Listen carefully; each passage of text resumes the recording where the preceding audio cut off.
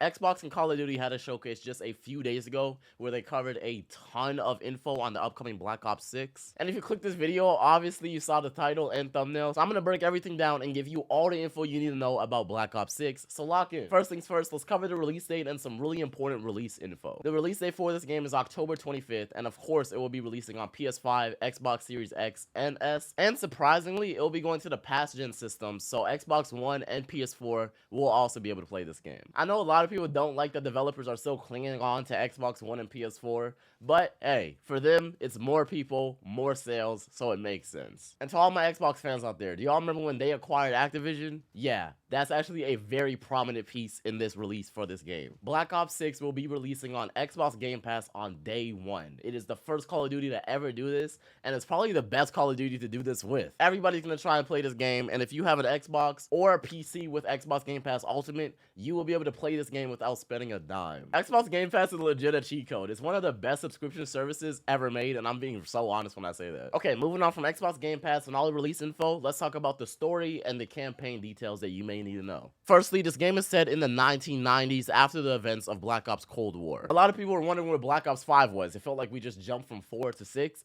but Black Ops Cold War was actually Black Ops 5. The Black Ops 6 story throws players into the middle of a conspiracy where a shadowy force has infiltrated the US government, and anyone who resists is being branded as a traitor. Returning will be veteran James Woods and a few new characters, which are Troy Marshall and Jane Harrow. These characters will be forced to go rogue after a mission went wrong and they were suspended. And like almost any Call of Duty game, missions in this game will be taking players across the world with a wide variety of set pieces and gameplay opportunities. Also, I know a lot of y'all are excited to hear that Treyarch is returning, and they are opting for a lot of flexibility this time around. And there will be many conversational opportunities, bartering moments, and negotiation options to change the gameplay of this game and go through your objectives differently. Treyarch has mentioned a few specific areas that the story will take place in, and just a few of these would include a snowy tundra in northern Russia, a devastated desert in Iraq, which is actually one of the biggest maps Treyarch has ever built, and a casino, among many other locations that will be in this game. And the centerpiece of all of these missions is the safe house, which will be an abandoned manor on the coastline, where we will link up evidence with our team and prepare for missions. Okay, enough of the boring stuff. I know you might not even care about the campaign, or you already know when the game's releasing,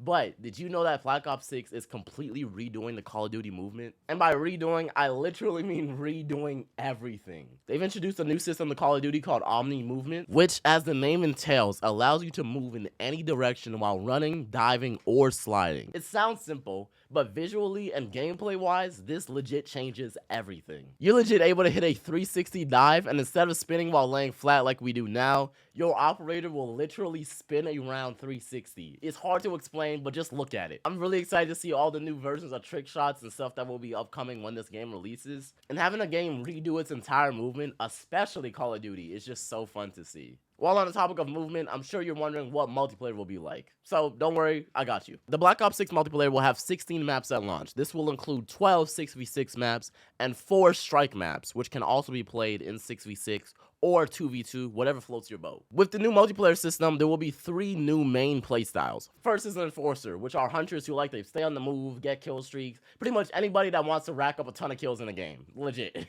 Then there's Recon, which are intel gatherers who can highlight and give information to your team and counter enemy recons. And lastly are Strategists, who are support characters who can distract the enemy team, destroy score streaks, and push into the enemy forces. I don't know what playstyle you're looking forward to playing, but I'm always playing Enforcer no matter what. A full deep dive into the multiplayer for this game will be on August 28th, so be sure to mark your calendars for that. Okay, to wrap this up, let's do a quick rapid fire of cool things returning and cool things making a new appearance. First up, Black Ops 6. I don't know how many times I'm going to say that name today, but whatever. Black Ops 6 will be bringing back the classic prestige system with 10 prestiges at launch, with an additional 1,000 levels to climb for a special reward at the end. Next up, Theater Mode will be making a return to rewatch and replay your matches. And a new feature that is actually really fire is HUD customization. We will literally be able to set up our HUD in any way we want, which is amazing for hardcore gamers that want their own customized experience, or streamers that want to have their stuff set up in a certain way. And the last major thing that's making a return that everyone is talking about is round-based zombies. zombies. There is a ton of info on that alone, so let me know if you want another video where I go over the info of Black Ops Zombies and everything you need to know about that. But here is some very quick, not as detailed info about the upcoming zombies. The brand new zombies will start with 2 new maps at launch. Those 2 maps are Terminus and Liberty Falls. Liberty Falls is said to be an iconic setting for zombies and to have an Americana's 90s theme surrounding it. There's a video store, a motel, a gas station, a bowling alley, as well as a comic shop and a church. And lastly, Liberty Falls is set in a town in the West Virginia mountains. Now let's talk about Terminus, which actually has a shorter description. Terminus is set in the same time frame as Liberty Falls, and some info that I have is that there appears to be several divide sections in the map, including a main prison as well as maze-like elevated platforms, whatever that means. And Terminus features the very first drivable vehicle in round-based zombies. And it's not even a car, a motorcycle, or a truck. It is literally a boat. I don't know how this fits in. I don't know.